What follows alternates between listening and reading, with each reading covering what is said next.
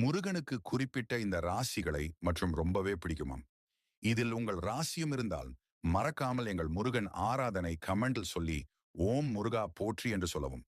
பொதுவாகவே அனைத்து ராசிக்காரர்களையும் முருகனுக்கு மிகவும் பிடிக்கும். முருகப்பெருமான் யார் மீதும் பாரபட்சம் இல்லாமல் தான் அருளை கொடுப்பான். எந்த ராசியாக இருந்தாலும் சரி, மனம் உருகி முருகா என்று கூப்பிட்டால் கூப்பிட்ட குரலுக்கு ஓடி வந்து நிற்கும் ஒரே கடவுள் என்றால் அது நம் அப்பன் முருகன் தான். ஆனால் ஜோதிட சாஸ்திரங்களின்படி சில ராசிகள் மீது மட்டும் முருகனின் அருள் அதிகம் இருக்கும். அவர்களை முருகனுக்கு ரொம்பவே பிடிக்குமாம்.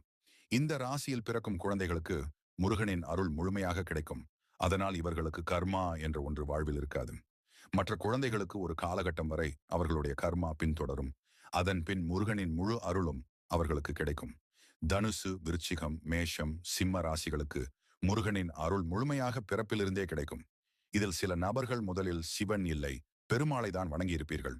பிறகு